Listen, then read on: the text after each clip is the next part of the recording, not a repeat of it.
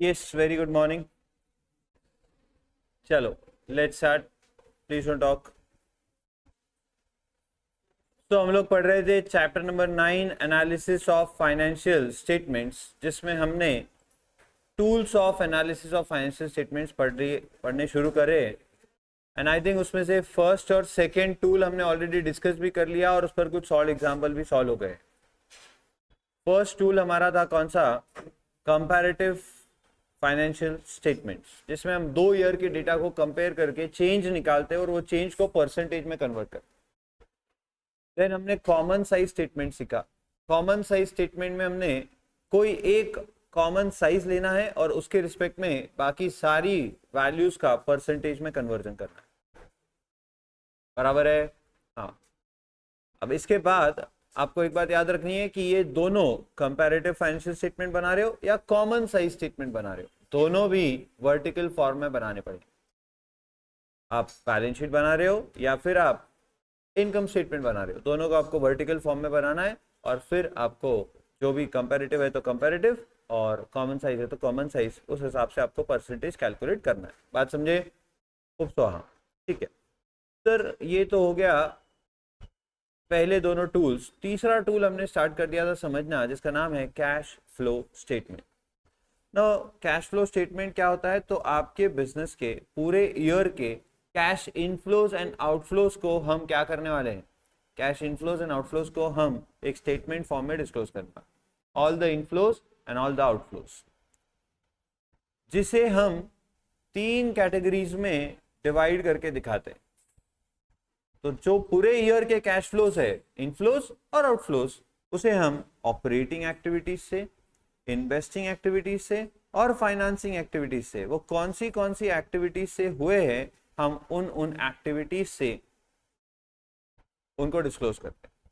मतलब सर अगर वो ऑपरेशंस के कैश फ्लोज है तो ऑपरेटिंग एक्टिविटीज में जाएंगे, इन्वेस्टिंग एक्टिविटीज के कैश फ्लोज है तो इन्वेस्टिंग एक्टिविटीज में जाएंगे, और फाइनेंसिंग एक्टिविटीज के कैश फ्लोज है तो फाइनेंसिंग एक्टिविटी में जाएंगे. ओके सर, ऑपरेटिंग एक्टिविटीज के कैश फ्लोज कौन से होते हैं, इन्वेस्टिंग के कौन से और फाइनेंसिंग के कौन से? तो कल मैंने आपको इन्वेस्टिंग और फाइनेंसिंग ऑलरेडी बता दिए थे. इन्वेस्टिंग एक्टिविटीज में कौन से कैश फ्लोज आएंगे? तो सर फिक्स्ड एसेट खरीदी, फिक्स्ड एसेट बेची, इन्वेस्टमेंट किया, इन्वेस्टमेंट बेचा, आपने किसी को लोन दिया, उस पर आपने इंटरेस्ट लिया, आपको डिविडेंड मिला, आपको इंटरेस्ट मिला, ये सारे आपके इन्वेस्टमेंट से रिलेटेड जो बातें हैं वो सारी इन्वेस्टिंग एक्टिविटीज में आएगी. क्या आप समझ गए हो अब इन्वेस्टिंग एक्टिविटीज में क्या आएगा? हाँ. और फिर आप बिजनेस के लिए फाइनेंस जहां जहां से जनरेट करते हो, वो सारी एक्टिविटीज फाइनेंसिंग एक्टिविटीज में काउंट होगी. वो सारे कैश फ्लोज फाइनेंसिंग एक्टिविटीज में जाएंगे. जैसे आपने नए शेयर्स इशू करके पैसे लाए, या आपने लोन लिया किसी बैंक से, किसी दोस्त से, किसी कंपनी से, किसी रिलेटिव से, किसी से भी लो, लोन आया बिजनेस में तो वो बिजनेस के लिए फाइनेंस है. That is financing activity, cash inflow. बात समझा? आपने लोन रीपे कर दिया, आपने लोन पर इंटरेस्ट दिया, आपने शेयर्स पे डिविडेंड दिया, आपने एडिशनल कैपिटल लाया, आपने ड्राइंग्स किए, ये सब कहा जाएगा, ये सब जाएगा आपका फाइनेंसिंग एक्टिविटी. तो मैं इनफ्लो और आउटफ्लोज बता रहा था बेसिकली आपको. और इन सब को छोड़कर बाकी सारी कैश फ्लोज जो होती है वो किस में आ जाती है बोलो? तो all other remaining cash flows are operating. लेकिन सर ये ऑल अदर रिमेनिंग लिख के थोड़ी चलेगा. हमें तो समझना पड़ेगा कि ऑपरेटिंग एक्टिविटीज में एग्जैक्टली कौन से कैश फ्लोज आएंगे. तो बच्चों इन्वेस्टिंग और फाइनेंसिंग को छोड़कर बाकी सब कहाँ आएगा? ऑपरेटिंग. ठीक है, इन्वेस्टिंग और फाइनेंसिंग को छोड़कर बाकी सब कहाँ आएगा? ऑपरेटिंग. अब ऑपरेटिंग कैश फ्लो की बात करना हमें शुरू करना है.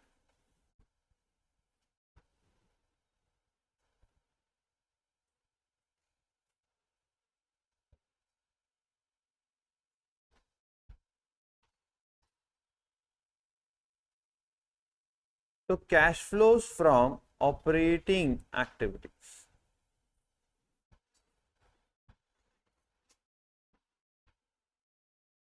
बच्चों इसे ढूंढने के लिए अकाउंटिंग स्टैंडर्ड 3 बना हुआ है, जो आपको 2 मेथड सिखाता है. Cash flows from operating activities को ढूंढने के लिए there are 2 methods, direct method and indirect method.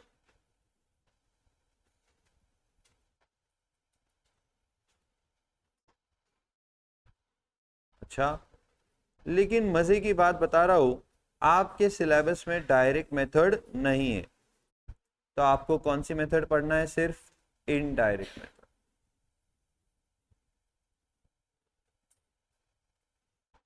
तो देयर आर टू मेथड्स, सिर्फ ऑपरेटिंग एक्टिविटीज की कैश फ्लो को ढूंढने के लिए मेथड्स हैं।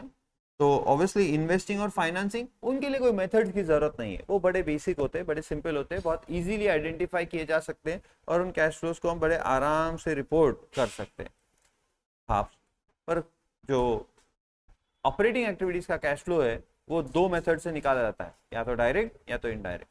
वैसे देखे जाए तो डायरेक्ट मेथड बड़ी आसान है, बट वो आपके सिलेबस में है नहीं, आपको सिर्फ इनडायरेक्ट मेथड है, तो वही मैं आपको पढ़ाऊंगा फिर। तो आइए अब उस पर हम डिस्कशन चालू कर रहे हैं, बहुत ध्यान से मेरी बात को सुनेंगे। ऑपरेशन से हुआ कैश फ्लो हमें निकालना है। किससे हुआ कैश फ्लो? ऑपरेशन से हुआ कैश फ्लो हमें निकालना है। ऑपरेशन यानी सर आपका बिजनेस, आपके बिजनेस से हुआ कैश फ्लो। जैसे मैं मेरे बिजनेस की बात करता हूं, जीएसए की बात करता हूं, तो जीएसए ने ये प्रोजेक्टर खरीदा, बोलो मैंने पैसे देके खरीदा है, तो पैसा गया जीएसए का, तो क्या जीएसए के कैश फ्लो स्टेटमेंट में ये परचेज ऑफ प्रोजेक्टर आएगा? हाँ, बिकॉज कैश गई है इसमें। कौन से एक्टिविटी में आएगा? Sir cash flow from investing activity में आएगा, क्योंकि मैंने एसेट खरीदी है, मैंने बेंचेस खरीदी, इसके लिए भी पैसा दे दिया, ठीक है, तो बोलो cash flows from investing activity में ये भी आउटफ्लो आएगा। हाँ सर, कुछ फर्नीचर पुराना पड़ा था मेरे पास, वो बेच दिया मैंने, बेच के पैसा मिला, बोलो ये इनफ्लो है, कहाँ आएगा? Cash flows from investing activity में। मुझे थोड़े पैसों की जरूरत पड़ रही थी तो मैंने बैंक से लोन लिया, बोलो ये इनफ्लो हुआ, पैसा आया। अब पैसा कहाँ से आ रहा है ये नहीं देखना है, आपको ये देखना है कि पैसा आया कि गया, और फिर ये देखना है कि वो कौन सी एक्टिविटी का है। तो सर पैसा आया है, आपने लोन लिया है, और ये ऑब्वियसली आपका फाइनेंसिंग एक्टिविटी से बराबर है। तो सर फिर ऑपरेशंस क्या है? तो अब बच्चों आपने मुझे फीस पे की, बोलो ये कौन सी एक्टिविटी के अंदर आएगा? ऑपरेटिंग एक्टिविटीज के अंदर। मैंने इस क्लासरूम का रेंट पे किया, बोलो ये कौन सी एक्टिविटी में आएगा? ऑपरेटिंग एक्टिविटी में आउटफ्लो आएगा। आ रही बात समझ में आपको? मैंने इलेक्ट्रिसिटी बिल पे किया, ये मेरे ऑपरेशंस की एक्टिविटी का कैश आउटफ्लो है, तो इसका कैश आउटफ्लो होगा ऑपरेटिंग एक्टिविटीज। बात समझ में आ रही है? हाँ, लेकिन देयर इज अ प्रॉब्लम, ये मैं जो कर रहा था ये डायरेक्ट मेथड है, कि डायरेक्ट आपको पता चल रहा है कि कहाँ कहाँ पैसा जा रहा है और कहाँ कहाँ से पैसा आ रहा है ऑपरेशन से। तो आप मुझे फीस दे रहे हो, वो मेरे ऑपरेशन से पैसा आया, मैंने रेंट पे किया, वो मेरे ऑपरेशंस का पैसा गया, मैंने इलेक्ट्रिसिटी बिल पे किया, वो मेरा ऑपरेशंस का पैसा गया, मैंने क्लीनिंग एक्सपेंसेस पे किए, वो मेरे ऑपरेशंस का पैसा गया, मैंने कुछ रिपेयर्स एंड मेंटेनेंस करवाया, मेरे ऑपरेशंस के लिए पैसा गया। आप समझ रहे हो? हाँ, मैंने सैलरी पे करना था बट मैंने बोला बाद में पे करूंगा, लेकिन खर्चा मेरा इसी साल का है, तो ये कहाँ आएगा? बोलो कौन सी एक्टिविटी में आएगा? ऑपरेटिंग, फाइनेंसिंग की इन्वेस्टिंग? सर ये ऑब्वियसली आपकी सैलरी की बात कर रहे हो आप, तो सैलरी ऑपरेटिंग एक्टिविटी में आना चाहिए, है ना? नहीं सर, आपने कहा कि आप सैलरी अभी पे नहीं कर रहे हो, आप सैलरी बाद में पे करोगे, तो ये कैश फ्लो ही नहीं है। तो जो कैश फ्लो नहीं है उसका तो इधर कोई लेना देना ही नहीं है, पहले तो कैश फ्लो होना। जैसे 3 दरवाजे, पहला दरवाजा पूछेगा बता तू कैश फ्लो है या नहीं, फिर अगर हम कहेंगे कि हाँ हम कैश फ्लो है तो दरवाजा खुलेगा, फिर हम अंदर जाएंगे, फिर दरवाजा बंद, फिर हम अगले लेवल पे आएंगे, वहां पर कितने दरवाजे? सर वहां पर 2 दरवाजे, तो इनफ्लो है कि आउटफ्लो है ये बता। तो हम कहेंगे हम इनफ्लो है तो चल इधर से अंदर जा, और हम कहेंगे आउटफ्लो है तो चल इधर से अंदर जा। फिर आप दोनों में से कोई एक दरवाजे से अंदर जाओगे, फिर अंदर जाने के बाद आगे आपको 3 दरवाजे मिलेंगे। कितने दरवाजे हैं? 3।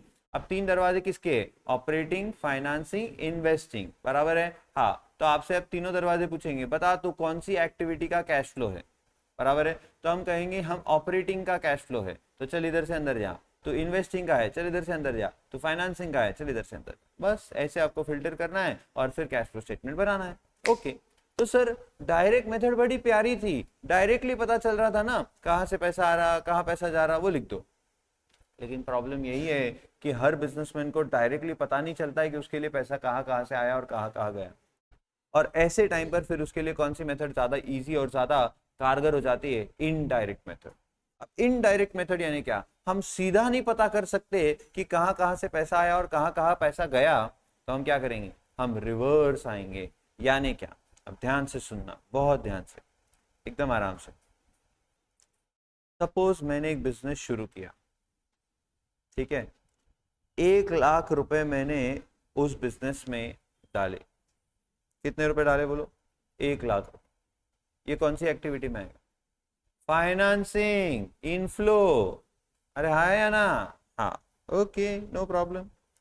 सर फिर आपने इन 1 लाख रुपए से क्या किया, तो मैंने इन 1 लाख रुपए से कुछ गुड्स खरीदे। ठीक है, मैं वड़ा पाव बनाने वाला हूँ, वड़ा पाव का बिजनेस है मेरा, मैंने नाम रखा है विरुष का वड़ा पाव।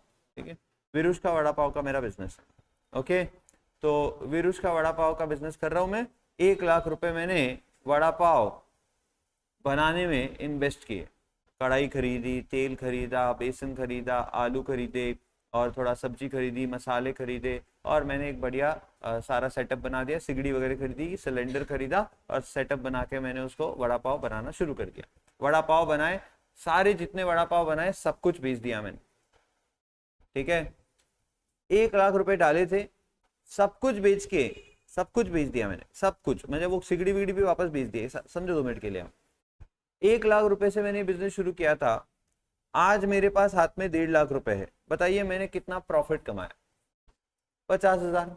मैंने सब कुछ कैश में किया है, कुछ भी उधार नहीं है, ना मैंने कुछ खरीदा उधार था, ना मैंने कुछ बेचा उधार था। आप थोड़ा सा दिमाग को आपका थोड़ा सा लिमिटेड रखना, आप ज्यादा मत सोचना। मैंने ये सिगड़ी विगड़ी भी सब है ना ऐसे रेंट पे खरीदा था, मैं खरीदा नहीं था, रेंट पे लाया था, रेंट पे यूज किया, जब मेरा काम हो गया सब वापस दे दिया। तो ये सब करने में 1 लाख का खर्चा हुआ। तो मेरे पास कोई सिगड़ी विगड़ी पड़ा नहीं है। मैंने 1 लाख रुपए लाए, उससे सिगड़ी आलू वालू ये सब लाया, सब रेंट पे था मेरा, सब आलू वालू तो खरीदा था, बाकी वो सब मैंने बनाया वड़ा पाव और सब बेच दिया, 1.5 लाख रुपए आया। बोलो प्रॉफिट कितना हुआ, 50,000। हाँ या ना, हाँ। सर 1 मिनट, 1 लाख रुपए आपने लाए थे, फाइनेंसिंग एक्टिविटी इनफ्लो, अरे हाँ या ना, हाँ, बिजनेस में आया था। फिर वो 1 लाख रुपए आपने इन्वेस्ट किए ये सब चीजों में, उससे आपने माल बनाया, सब बेचा और 50,000 रुपए आपके पास प्रॉफिट हुआ। मैं इसका कैश फ्लो स्टेटमेंट बनाना चाहता हूं, तो बताओ cash flow from operating activities, cash flow from investing activities and cash flow from financing activities. क्या फाइनेंसिंग एक्टिविटी में 1 लाख का इनफ्लो आएगा? सबसे पहले तो मैंने लाया ये पैसा, ये बिजनेस का कैश फ्लो स्टेटमेंट है मेरे बिजनेस का, तो बिजनेस में 1 लाख रुपए आया, फाइनेंसिंग एक्टिविटी इनफ्लो आया। ओके, क्या इन्वेस्टिंग एक्टिविटी कुछ भी हुआ है? नहीं, हमने कुछ इन्वेस्टमेंट किया ही नहीं, ना हमने कोई एसेट खरीदी, ना हमने कोई एसेट बेची, कुछ है ही नहीं हमारे पास, तो क्या करें। और बताओ ऑपरेशन से क्या हुआ? सर 50,000 का प्रॉफिट। क्या मेरे पास आज 1.5 लाख रुपए है? हाँ, तो 1.5 लाख ही तो दिखेंगे ना मेरे पास अभी। आप मेरी बात थोड़ी समझ रहे हो क्या? पक्का? ओके, ध्यान से सुनते रहिएगा। ओके सर, आपने 1 लाख रुपए लाए और उसके 1.5 लाख बनाए, तो ऑपरेशन से कितना इनफ्लो हुआ ये जानना था, तो क्या प्रॉफिट का सहारा लिया जा सकता है उसके लिए? हाँ, अरे प्रॉफिट का सहारा लिया जा सकता है उसके लिए, हाँ। तो जितना प्रॉफिट मैंने किसी साल में कमाया है, थोड़ी मेरी बात को फील करना, जितना प्रॉफिट मैंने किसी साल में कमाया है, क्या वही मेरा ऑपरेटिंग एक्टिविटी से इनफ्लो बोला जा सकता है? यस। थोड़ा ध्यान से सोचो आप। 1 मिनट, सर इन्वेस्टिंग का इन्वेस्टिंग में चल जाएगा, फाइनेंसिंग का फाइनेंसिंग में चल जाएगा, गोली मारो उनको, वो बाद में देख लेंगे। ऑपरेशंस की बात करो, तो ऑपरेशंस में पैसा गया और पैसा आया, इनकी बात करो। बताओ ऑपरेशंस में पैसा कहां कहां से आएगा? सेल करके, सेल करके, और डेटर्स से जो आप पैसे कलेक्ट करोगे वो भी आपके ऑपरेशंस के पैसे, वो भी इनफ्लो होगा ना, वो भी कैश फ्लो है, तो उसे भी कैश फ्लो स्टेटमेंट में लाना पड़ेगा। तो डेटर्स से आए हुए पैसे और सेल करके आए हुए पैसे, कैश सेल्स, क्रेडिट सेल्स नहीं। क्रेडिट सेल्स जो किया था वो डेटर्स बनेंगे, उन डेटर्स से जो पैसे कलेक्ट किए वो भी कंसिडर कर लिया, और कैश सेल से जो पैसा आया वो भी आ गया। ये दोनों इनफ्लो। अब आउटफ्लो, सर परचेज करने के लिए, क्रेडिटर्स को पेमेंट करने के लिए और एक्सपेंसेस करने के लिए आप आउटफ्लो करोगे, आया ना? तो बताओ इनफ्लो कहां कहां से बोला आपने? कैश सेल और कलेक्शन फ्रॉम डेटर्स। अच्छा, इन दोनों से जो पैसे आए वो आपका इनफ्लो ऑपरेशंस का, और आपने कैश में जो परचेज किए होंगे तो उसके लिए तुरंत पैसा दिया। उसके अलावा आपने क्रेडिटर्स को पेमेंट किया होगा वो, और फिर कुछ आपने ऑपरेशंस के लिए खर्चे किए होंगे। Am I correct? Hello hello, yes sir. तो ये आउटफ्लो और ये इनफ्लो, क्या इसका नेट करेंगे, आपके ऑपरेशन से एक्चुअली कितना इनफ्लो हुआ पता चल जाएगा। हाँ, क्या बच्चों cash cell minus cash purchases minus operating expenses मतलब ही प्रॉफिट होता है? यस। तो क्या मैं अगर ये सारी जानकारी हासिल नहीं कर पा रहा हूं कि कितना कैश सेल हुआ है, कितना कलेक्शन डेटर्स से किया है, कितना कैश परचेज किया है, कितना क्रेडिटर्स को पेमेंट किया है, कितने ऑपरेटिंग एक्सपेंसेस हमने पे किए हैं, मैं ये नहीं कर पा रहा हूं, तो क्या मैं इसको रिवर्स वे में कर सकता हूं कि let us take the profit as our operating activities का कैश इनफ्लो? ये नेट है ना सीधा, कहां कहां से आया और कहां कहां खर्च किया, तो प्रॉफिट ही तो होता है सर उसका नेट। यस। तो आप इनडायरेक्ट मेथड में क्या करोगे, आप नेट प्रॉफिट से स्टार्ट करोगे। आप indirectly cash flow from operating activities ढूंढ रहे हो। एक होता है डायरेक्ट, डायरेक्ट बता तूने किसको पैसे दिए और तेरे को किससे पैसे आए, लिख दिया, हो गया डायरेक्ट। ये थी डायरेक्ट मेथड, लेकिन वो आपको है क्या, नहीं। अच्छा, अब इनडायरेक्ट मेथड में क्या कर रहे हैं, ये नहीं पता कि किसको डायरेक्ट पैसे दिए और किससे डायरेक्ट पैसे आए ऑपरेशन से रिलेटेड, तो हम इनडायरेक्टली काम कर रहे हैं कि बताओ प्रॉफिट कितना कमाया। तो सपोज हमने XYZ अमाउंट आपको प्रॉफिट का दिया है क्वेश्चन। अब थोड़ा ध्यान से, क्या ये प्रॉफिट मतलब cash flow from operating activities मान लो, क्या ध्यान से, क्या ये net profit cash flow from operating activities मान लो क्या? बोलो हाँ या ना। सर एक minute, profit profit profit profit मतलब आपने माल बेच बेच के पैसा लिया होगा और आपने वो माल खरीदने के लिए पैसा दिया होगा, तो कुछ बाहर गया कुछ आया, बराबर है, उसका डिफरेंस प्रॉफिट। लेकिन सर रुको, प्रॉफिट में तो हम कैश पे करे या ना पे करे सारे खर्चे लेस करके प्रॉफिट आता है। अरे हाँ या ना, ये अक्रूवल बेसिस पे निकाला जाता है, यानी इसमें पेड एंड पेएबल दोनों एक्सपेंसेस लेस किए गए। और एक मिनट, इसमें रिसीव्ड और रिसीवेबल दोनों इनकम्स कंसिडर की गई है। तो सर ये नेट प्रॉफिट आपका कैश इनफ्लो नहीं है, इतना आपने अपने बिजनेस को बढ़ा दिया है, इतना आपने आपके पैसों को बढ़ा दिया है। जैसे मैंने एग्जांपल दिया कि मैं 1 लाख रुपए लेके आया था, सब कुछ उससे बनाया, सब बेच दिया, 1.5 लाख रुपए हो गए, तो 50,000 से मेरा पैसा बढ़ गया। पर यहां मैंने सब कैश में किया है ना, इसलिए आप कह सकते हो कि जो प्रॉफिट है उतना ही कैश इनफ्लो है ऑपरेशंस का, बराबर। लेकिन अगर मैं सारी बातें कैश में नहीं करता हूं, तो क्या आप बोल सकते हो कि जो प्रॉफिट है वही कैश फ्लो है ऑपरेटिंग एक्टिविटीज का? बोलो ना। सपोज मैंने आपको यहाँ पे बोल दिया कि मेरा 1 लाख रुपए का नेट प्रॉफिट है, क्या आप ये बोल दोगे हाँ सर ऑपरेशन से 1 लाख रुपए आया? मैं किसकी बात कर रहा हूँ, कैश फ्लो। कैश आया क्या 1 लाख?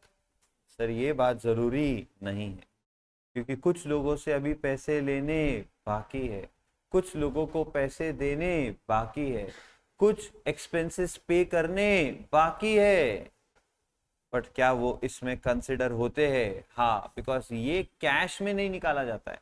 क्या बेसिकली आपको नेट प्रॉफिट नहीं, आपको कैश प्रॉफिट चाहिए था? हाँ, लेकिन आपके पास है क्या, नेट प्रॉफिट। अब इस नेट प्रॉफिट को कैश प्रॉफिट में कन्वर्ट करना है। क्या आप मेरी बात समझ पा रहे हो? यस। सो सर कैसे करेंगे इसको, तो बताओ, क्या इस नेट प्रॉफिट में से मैं अगर नॉन कैश आइटम्स को रिवर्स कर दूं, तो क्या बराबर मैं कैश प्रॉफिट की तरफ जाने लगूंगा?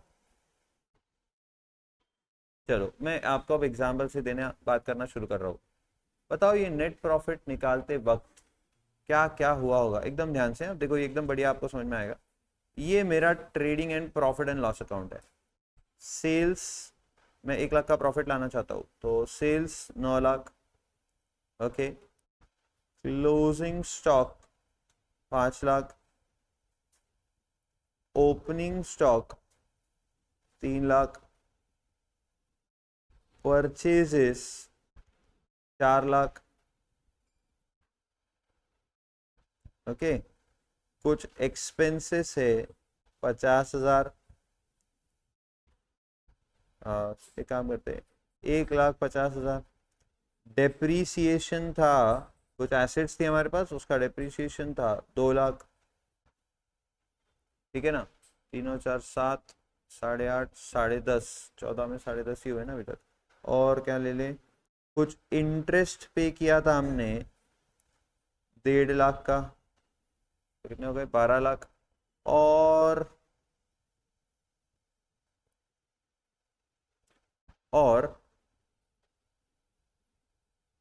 हाँ कुछ वेजेस ले लेते हैं 1 लाख के।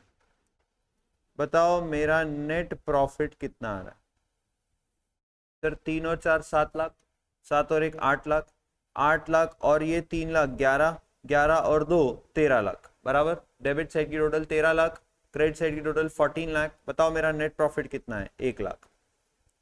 ये सब ऑपरेशंस का ही है जो भी आपको यहाँ पर दिख रहा है, trading and profit and loss account है। हाँ, क्या 1 लाख रुपए कैश आई है? सर अगर ये जो भी आपके सामने यहाँ पे दिख रहा है सब कुछ अगर कैश में किया हुआ है तो बराबर है 1 लाख का प्रॉफिट ही आपका cash flow from operating activities है। लेकिन ऐसा होता नहीं। ओके, तो अब प्रॉब्लम ये है कि मेरे पास ये नेट प्रॉफिट ही अवेलेबल है। मैं बड़ा चीख चीख कर पूछ रहा हूँ मेरे अकाउंटेंट को, बता देना यार क्या फर्क पड़ेगा, कहाँ कहाँ से कैश आई है ऑपरेशन की और कहाँ कहाँ गई है, बस इतना बता दे, मैं वही ले लेता हूँ डायरेक्ट मेथड। लेकिन बोला नहीं नहीं नहीं, मैं नहीं बताऊँ, क्योंकि उसने रिकॉर्ड ही नहीं कर रखा है ही नहीं इतनी अकाउंटिंग करी हुई प्रॉपरली कि कहाँ कहाँ से कैश है और कहाँ कहाँ गई। और दूसरा एक तरीका बताता हूँ आपको, Reliance industries limited, Reliance industries का साल भर का कैश फ्लो स्टेटमेंट बना रहे, डायरेक्ट मेथड फॉलो करना है। वैसे आपको बता दूं जो भी लिस्टेड कंपनीज है, सेबी ने नियम बना के रखा है कि उन सबको cash flow statement compulsory indirect method से ही बनाना पड़ेगा। वो डायरेक्ट मेथड से बना ही नहीं सकते, क्योंकि इनडायरेक्ट मेथड ज्यादा अच्छी जानकारी देती है। ये आप जब AS3 पढ़ोगे सीए इंटरमीडिएट में तब ज्यादा समझेगा आपको। अभी मैंने सिर्फ जानकारी दी कि सेबी का रूल है जो भी लिस्टेड कंपनीज है उनको कंपलसरी कैश फ्लो स्टेटमेंट कौन सी मेथड से बनाना है? इनडायरेक्ट से। अच्छा सर एक मिनट, फिर से आप इधर आ जाओ और ये बताओ, ये प्रॉफिट एंड लॉस अकाउंट है आपके सामने, 1 लाख का प्रॉफिट है। मैं पूछ रहा हूँ मेरे अकाउंटेंट को बता देना यार कहाँ कहाँ से कैश है, कहाँ कहाँ कैश गई, मैं सीधा लिख देता हूँ डायरेक्ट मेथड से ऑपरेटिंग एक्टिविटीज का कैश फ्लो आ जाएगा। वो बोले नहीं, पता ही नहीं सकता, मेरे पास है ही नहीं, क्योंकि इतना सारा अकाउंटिंग हो रखा है, हर एक जगह जाके देखना कहाँ कहाँ से कैश आई और कहाँ कहाँ कैश गई ऑपरेशन की, बताना बहुत मुश्किल है। आपको प्रॉफिट चाहिए, ये लो प्रॉफिट 1 लाख रुपए। अच्छा, तो क्या अब इस प्रॉफिट को मैं ठीक कर सकता हूँ? यस, देखो अब ध्यान से, अगर मैं आपसे कहूं कि ये जो सेल्स है ना 9 लाख के, इसमें 7 लाख रुपए के सेल्स कैश में हुए हैं और 2 लाख रुपए के सेल्स क्रेडिट में हुए। अच्छा ठीक है सर, ये जो क्लोजिंग स्टॉक है ना ये पूरा कैश में ही खरीदा हुआ है और ये भी पूरा कैश में ही खरीदा हुआ था। अच्छा, यानी सर जो क्रेडिट में खरीदते हैं ना उसे हम तुरंत बेच देते हैं, क्रेडिट में खरीदा हुआ स्टॉक में बचता नहीं, ऐसा। ठीक है सर, ये जो परचेजेस है 4 लाख के, इसमें से 2 लाख के परचेजेस हमने कैश में किए थे और 2 लाख के परचेजेस हमने क्रेडिट में किए थे। ओके, ये जो वेजेस है ना 1 लाख के, सर ये 1 लाख के वेजेस के दो टुकड़े हैं, 90,000 पेड इन कैश है और 10,000 पेएबल है, आउटस्टैंडिंग है। बट क्या आउटस्टैंडिंग वेजेस ऐड किए जाते हैं? हाँ, जब हम ट्रेडिंग अकाउंट बनाएंगे वहां पर उसको ऐड करके लिखेंगे, क्योंकि टोटल खर्चा लेना है। ये जो एक्सपेंसेस है ना सर ये पूरे के पूरे कैश में किए गए। अच्छा, डेप्रिसिएशन बोलो कितना कैश में लूं और कितना क्रेडिट में? अरे नॉन कैश एक्सपेंडिचर होता है। ओके, इंटरेस्ट, ये 1.5 लाख रुपए का जो इंटरेस्ट है ना, तो इसमें से 1 लाख रुपए हम एक्चुअली पे कर चुके हैं, 50,000 अक्रूड इंटरेस्ट पेएबल है, अभी तक दिया नहीं हमने पर वो ड्यू हो चुका है, तो इसीलिए ऐड करना पड़ेगा और ऐसे नेट प्रॉफिट आया। अब बताओ मुझे cash flow from operating activities निकालना है, क्या आप सिर्फ कैश कैश के आइटम्स यहाँ पे कंसिडर करो? हाँ, तो देखो सर, 7 लाख रुपए कैश आई, 2 लाख गई, बची 5 लाख, 5 लाख में से 90,000 गए, बचे 4,10,000, 4,10,000 में से 1.5 लाख गए, बचे 2,60,000, 2,60,000 में से 1 लाख गए, बचे 1,60,000। तो आपका बताइए जो cash flows from operating activities है वो कितना आना चाहिए था? 1,60,000। पर ये मैंने कैसे किया? डायरेक्ट मेथड से, क्योंकि मुझे पता चला। लेकिन अब मैं ये डायरेक्ट मेथड से नहीं कर सकता, क्योंकि मेरे पास ये सब डेटा एक्चुअली नहीं था, तो मैंने ये रफ में बताया आपको करके। अब इनडायरेक्ट मेथड से करना है तो मैं रिवर्स जाऊंगा। मैं क्या करूंगा, ये जो मेरा प्रॉफिट है इसमें से सारे नॉन कैश चीजों को और नॉन ऑपरेटिंग चीजों को एडजस्ट करते जाऊंगा। ध्यान से सुनना। क्या बच्चों, ये 1 लाख रुपए जो मेरा नेट प्रॉफिट है, ये 1.5 लाख का इंटरेस्ट लेस करने के बाद आया है? हाँ सर, ये 1.5 लाख का जो इंटरेस्ट आपने पे किया है, ये कौन सी एक्टिविटी का आउटफ्लो है? ये फाइनेंसिंग एक्टिविटी का आउटफ्लो है। कल लिखवाया है आपको, इंटरेस्ट पेड। क्या आपने लोन लाया होगा, उस पर इंटरेस्ट दिया होगा? यस। तो क्या ये फाइनेंसिंग एक्टिविटी में आउटफ्लो बोल के जाएगा? हाँ। तो क्या ये ऑपरेशंस में आना चाहिए था? नहीं। तो क्या एक्चुअली ये जो 1 लाख है उसमें ये 1.5 लाख ऐड कर देंगे तो ऑपरेशंस का कैश फ्लो आना चालू हो जाएगा? हाँ सर, ये डेप्रीसिएशन ये लेस होने के बाद ये प्रॉफिट आया है, बराबर। लेकिन क्या एक्चुअली ये डेप्रीसिएशन का पैसा किसी को पे किया है हमने? नहीं। तो क्या ये नॉन कैश आइटम डेप्रीसिएशन भी ऐड बैक कर दिया जाएगा? हाँ। इससे क्या होगा देखो ना, इससे आपको एक्चुअली कैश फ्लो मिल जाएगा ऑपरेशन से हुआ, बराबर है। क्योंकि सर जो प्रॉफिट दिख रहा है 1 लाख का, ये 1 लाख का प्रॉफिट ये सब लेस करके आया है। किस में से लेस किया है? जो जो पैसे हमारे पास आए हैं। पर वो सारे पैसे भी तो कैश में नहीं आए हैं सर, तो वो भी एडजस्ट करेंगे ना अभी हम, वो भी एडजस्ट करेंगे। लेकिन उससे पहले क्या मैंने नॉन कैश और नॉन ऑपरेटिंग आइटम्स एडजस्ट कर दिए? हाँ। ध्यान से सुनना। अब इस परचेजेस में से कुछ कैश परचेजेस थे और कुछ क्रेडिट परचेजेस थे। तो जो क्रेडिट परचेजेस थे, क्या उन्हें कोई पैसा दिया गया है? नहीं। लेकिन जो क्रेडिटर्स मेरे पहले के थे उन्हें तो पैसा दिया होगा अभी हमने। हाँ। और क्या वो भी मेरे ऑपरेशंस का आउटफ्लो है? यस। तो मैं क्या करूंगा, ध्यान से सुनना। क्रेडिटर्स ने मुझे पहले कितना पैसा उनको देना बाकी था और अब कितना देना बाकी है, और उनसे मैंने अभी कितना माल उधार खरीदा था, तो टोटल उन्हें देना कितना बाकी था? 3 लाख। उसमें से अब कितना देना बाकी है? 1.5 लाख। यानी एक्चुअली मैंने उनको दिया कितना होगा?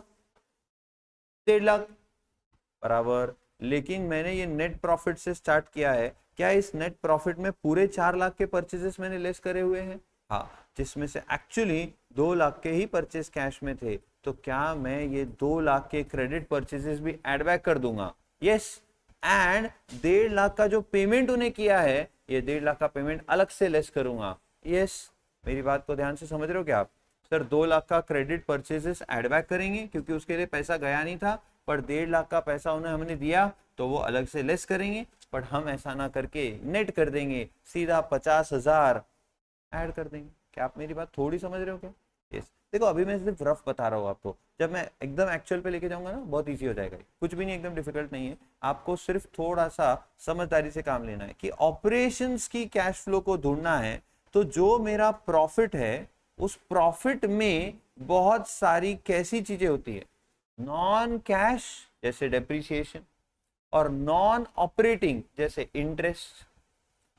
आपने इंटरेस्ट पे किया है तो वो आउटफ्लो दिखाना है, पैसा गया है इंटरेस्ट में, लेकिन क्या वो ऑपरेशंस का है? नहीं। वो किसका है फिर? सर वो फाइनेंसिंग एक्टिविटी में जाना चाहिए, तो उसको फाइनेंसिंग में आउटफ्लो बोल के मुझे दिखाना पड़ेगा। तो वो यहां से मुझे हटाना पड़ेगा, यहां से मुझे एड बैक करना पड़ेगा। ओके ठीक है। अब थोड़ा सा इधर ध्यान देना और समझ के लेना। तो सबसे पहले हमने ऑपरेटिंग एक्टिविटीज में स्टार्ट किससे करना है? नेट प्रॉफिट से। और इसमें क्या क्या एडजस्ट करना है? सारी नॉन कैश आइटम्स को, क्योंकि इसके लिए कोई कैश गई आई नहीं है, और सारी नॉन ऑपरेटिंग आइटम्स को। क्यों नॉन ऑपरेटिंग आइटम्स को भी एडजस्ट करना है? क्योंकि सर ये कहीं और आने वाली है। ये कहाँ आने वाली है सर? ये इन्वेस्टिंग या फाइनेंसिंग एक्टिविटीज में आने वाली है। बात समझ रहे हो? पक्का समझ रहे हो? चलो आगे। सुनो फिर, तो सर कौन सी चीजें जनरली एग्जिस्ट होती है आपके लेवल पे? डेप्रीसिएशन। क्या डेप्रीसिएशन हमारे प्रॉफिट में से लेस हुआ है, लेकिन एक्चुअली किसी को पे किया गया है क्या? नहीं, तो उसको ऐड कर देंगे तो क्या हमारा ऑपरेशंस का कैश फ्लो आएगा बराबर से? Yes sir. इंटरेस्ट पेड, सुनो ध्यान से, इंटरेस्ट पेड आपने प्रॉफिट एंड लॉस अकाउंट के कहा लिखा होगा? डेबिट में। यानी क्या वो भी आपके प्रॉफिट में से कम होके आया है? मतलब ये नेट प्रॉफिट में वो लेस हुआ है, हाँ, लेकिन क्या वो इंटरेस्ट पेड एक्चुअली मुझे यहां पर आउटफ्लो दिखाना है? यस। पर क्या वो अभी यहां पर आउटफ्लो दिख रहा है? हाँ, तो मैं उसको यहाँ पे ऐड बैक कर दूंगा कि भैया तुम यहां से नहीं गए हो, तुम कहां से जाने चाहिए? यहां से जाने चाहिए। तो एक्चुअली पैसा गया है इंटरेस्ट के लिए, डेप्रीसिएशन के लिए तो कोई पैसा गया नहीं है, तो इसके लिए हम उसको वापस कहीं पे ऐड बैक कर रहे क्या? उसको वापस कहीं पे लेस कर रहे क्या? नहीं। लेकिन ये इंटरेस्ट जो है ये पैसा पे तो किया है, तो ये कैश फ्लो तो है, तो इसमें आना तो चाहिए, पैसा गया है ये दिखना तो चाहिए, बट ऑपरेशंस का नहीं, ये इन्वेस्टिंग फाइनेंसिंग एक्टिविटी में दिखना चाहिए। तो हम उसको यहाँ पर ऐड बैक करेंगे एंड ऑब्वियसली यहाँ पर उसको हम लेस करेंगे। थोड़ा थोड़ा समझ में आया? धीरे धीरे एग्जाम्पल से बराबर क्लियर हो जाएगा, डरने वाली बात नहीं। और बताओ, loss on sale of asset, आपने कोई एसेट सेल करी, उस पे आपको 1000 का नुकसान हुआ है, क्या आप loss on sale of asset profit and loss account के डेबिट में लिखते हो? यस सर लिखते हैं। पीडी में लिखते हैं ना? हाँ। तो उतना लॉस आपके प्रॉफिट को कम करता है, प्रॉफिट कम हुआ है तो ऊपर आपका नेट प्रॉफिट कम आया है। हाँ सर, लेकिन ये loss on sale of asset हमारे ऑपरेशंस का नहीं है, ये इन्वेस्टिंग एक्टिविटी का काम है, एसेट से रिलेटेड है, एसेट सेल करी है तो एसेट सेल करके पैसा आया है, तो ऑब्वियसली ये इन्वेस्टिंग एक्टिविटी से रिलेटेड बात है। Yes sir. सो क्या मेरे को ये लॉस एड बैक कर देना पड़ेगा नेट प्रॉफिट में, सो दैट मैं proper cash flow from operating activities निकाल सकूं? थोड़ा समझ में आ रहा है? यस। अब बताओ, कोई इंटरेस्ट हमें मिला है, क्या हम वो पीसी में लिखते हैं? अरे हाँ या ना? हाँ। अच्छा, इंटरेस्ट हमें किस पर मिलेगा? सर हमने जो इन्वेस्टमेंट करी होगी उस पर। तो मुझे बताइए, इंटरेस्ट जो मिला होता है क्या वो हम इन्वेस्टिंग एक्टिविटीज में इनफ्लो दिखाने चाहिए थे? यस। लेकिन वो अभी मेरे इस प्रॉफिट में आ गया है, तो यहां से मैं उसको क्या कर दूंगा? हटा दूंगा कि तू यहां से निकल और तू कौन से एक्टिविटी में इनफ्लो बोल के चले जा, तो चले जा इन्वेस्टिंग एक्टिविटीज में। क्या ये नॉन ऑपरेटिंग आइटम हो गया? हाँ सर, ये नॉन ऑपरेटिंग हो गया। नॉन कैश सिर्फ एक आइटम होता है, और वो कौन सा है? डेप्रिसिएशन। नॉन कैश सिर्फ एक ही आइटम है, डेप्रिसिएशन, जो प्रॉफिट में लेस होके आया है तो उसे हम ऐड बैक कर देंगे। क्यों ऐड कर रहे हैं सर? क्योंकि हमने वो पे नहीं किया है, बट वो प्रॉफिट में से लेस होके आया है, और हम प्रॉफिट को ही कैश फ्लो ऑपरेशंस की एक्टिविटीज का समझ रहे हैं, तो हम ऐड बैक करेंगे डेप्रिसिएशन को, तो ऑब्वियस है प्रॉपर हमें कैश फ्लो मिलेगा ऑपरेटिंग एक्टिविटीज का। एंड वैसे ही profit on sale of asset, जैसे लॉस मैंने ऐड बैक किया तो क्या प्रॉफिट में, अच्छा आपको अगर कोई एसेट बेच के प्रॉफिट हुआ है तो पीसी में लिखते हो, तो प्रॉफिट में आता है, मतलब वो आपके नेट प्रॉफिट में है। नेट प्रॉफिट में है तो सर हमें अब उसको हटाना पड़ेगा। क्यों? क्योंकि वो सेल ऑफ एसेट से आया हुआ पैसा है, तो वो इन्वेस्टिंग एक्टिविटी में जाना चाहिए, ना कि फाइनेंस, ना कि ऑपरेशंस में आना चाहिए, तो इसलिए हम उसको यहाँ से लेस कर देंगे। क्या आपको यहाँ तक समझ में आया मैंने क्या बोला?